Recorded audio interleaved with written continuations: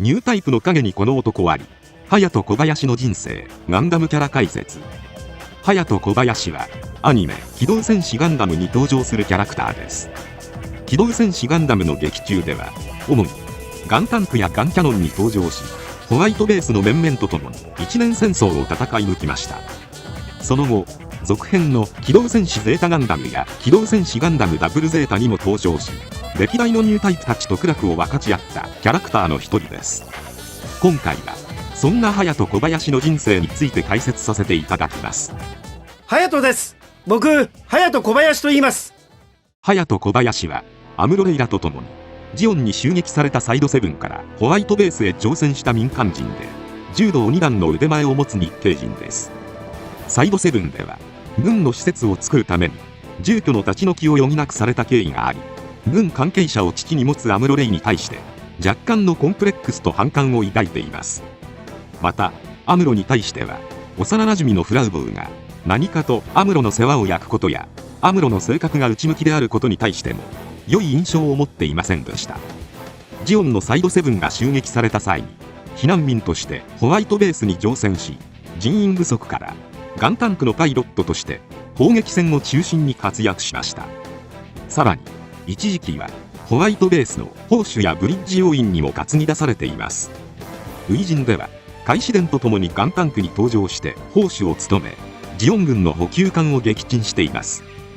ガンタンクは当初2人乗りだったので、隼人が砲手を担当し、操縦手をリュウ・ホセイが担当していましたが、ハモンが特攻を仕掛けた際、リュウが戦死してからは単座で操縦できるように改造され、砲手兼操縦手として引き続きガンタンクのパイロットを務めました。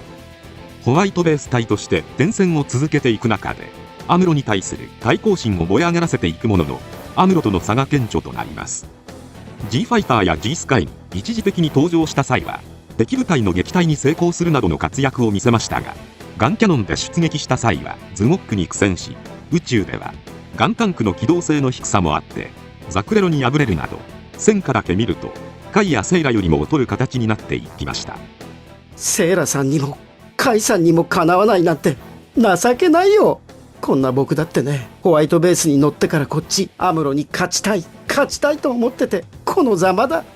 しかし実際は隼人とガンタンクの援護はホワイトベースの欠かせない戦力として存在感を示しており、ソロモン攻略戦でガンタンクのコックピット付近に被弾して負傷し、戦線離脱した際にはホワイトベースの戦力が 11% も下落したとも言われています。なお劇場版ではジャブローでガンタンクが降ろされたので、宇宙に上がってからガンキャノン109に登場していますが、立ち位置はテレビ版と変わりありません。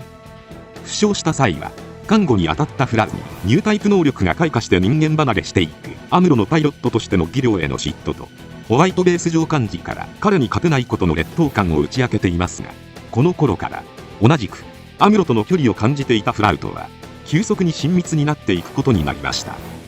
そして最終決戦のアバオア空攻略戦では損傷し着底したホワイトベースを死守するために奮戦します。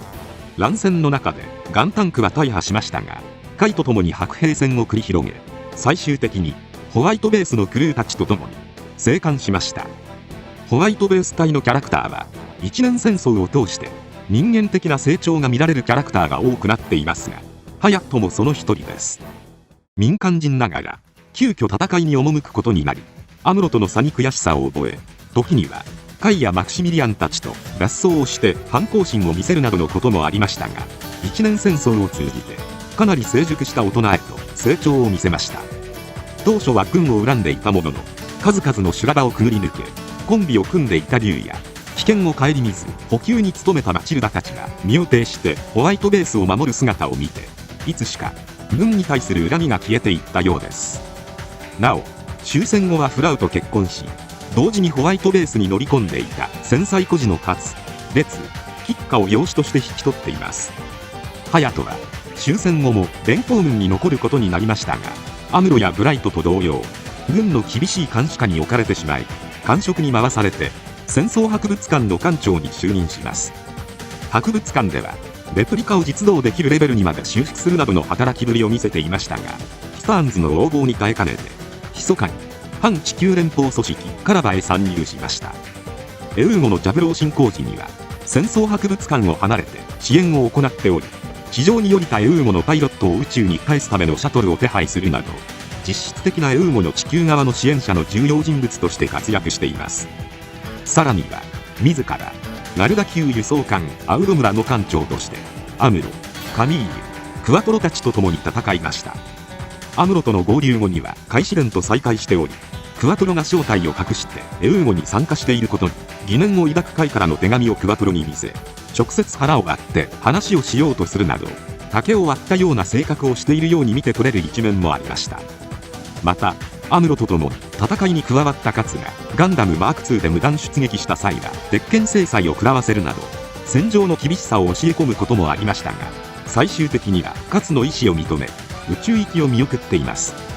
その後スターンズの総帥ジャミトフ・ハイマンがキリマンジャロ基地に視察に来ていると情報をつかんだ際もエウーゴに協力し、さらにクワトロがダカール演説を行う際にもエウーゴに協力する様子が描かれています。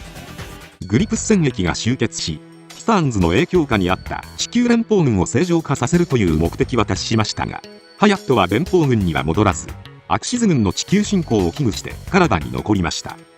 そのため機動戦士ガンダムダブルゼータで描かれる第一次ネオジオン構想においても引き続きカラダの中心メンバーとして登場します。地球に降下したネオジオンを追撃するジュドアーシタたちに手を貸し、ダブリンへのコロニー落としの際はカツがグリプス戦役で戦死したことを知って動揺するも、それに対する後悔を表に出すことなくカラダのリーダーとして気丈に振る舞い、民間人の避難にも尽力していました。またアウロ村の操縦技術をハマーンカーンに称賛されたり、ジュドーたちから元ホワイトベース隊の一員であることを感心されたりしていました。しかし土台に登場して立ち回り、ジュドーたちを守るため自爆スイッチを押そうとするも、一度はジュドーの声で思いとどまりましたが、その後ダブルゼータガンダムの合体を阻止しようとするラカンダカランのザクスリーからジュドーたちを守った際にザクスリーの反撃を受けて爆散しました。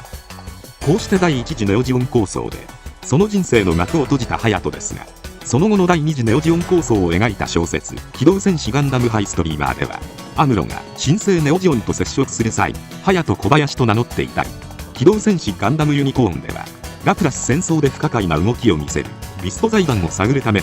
同窓会へ連絡を取る際、ハヤト小林名義でメールを送らせるなど、その名前がアムロやブライトの心に刻まれている様子が描かれました。アニメ版以外では細かな描写の違いはあるものの、基本的な役回りが同じようになっています。まず小説版機動戦士ガンダムではアムロやカイとともにニュータイプへ覚醒し、ガンキャノン C109 のパイロットとして大活躍しています。しかしアバオアクーでシャア専用リックドムのビームバズーカを食らって撃墜されてしまいました。漫画「ジオリジン」では原作とあまり変わりありませんが、リュウ・ホセイやスレッガーロウから柔道と呼ばれ柔道を行う様子が描かれたり、フラウボーとの掛け合いなどの場面が多数存在します。物語序盤ではアムロに対抗し自ら志願してガンタンクに登場していましたが、ソロモン攻略戦ではゴールに登場し、アバオア空攻略戦ではガンキャノンに登場して活躍する様子が描かれています。劇場版機動戦士ゼータガンダムの展開に準拠した機動戦士ゼータガンダムデイアフタートゥモロー開始伝のレポートよりでは、映画版で割愛されたダカールでの演説シーンをシャア・アズナブルに代わってハヤトが行いました。小説版機動戦士ガンダムダブルゼータではアムロたちと共にプル2が狩るサイコガンダムマーク2に戦いを繰り広げる中、ジュドーたちが乗ったシャトルを守るために戦闘機で体当たりして死亡しています。余談ですが、アニメ版や小説版ではどこかで戦死しているハヤトは企画段階ではゼータガンダムの作中での戦死が予定されていたとされているので、機動戦士ガンダム小説版機動戦士ゼータガンダム機動戦士ダブルゼータガンダムの3部作全てで戦死している数奇なキャラクターとなっています。そんなハヤトは私生活ではフラウと結ばれ実子を授かったとされているのですが、生年月日はおろか性別や名前の全てが未だ謎に包まれています。茶化さないでください。今回はこれで以上となります。チャンネル登録されるかはお任せいたしますので、もしよければもう一本動画を見ていただければとても嬉しいです。最後までご視聴いただきありがとうございました。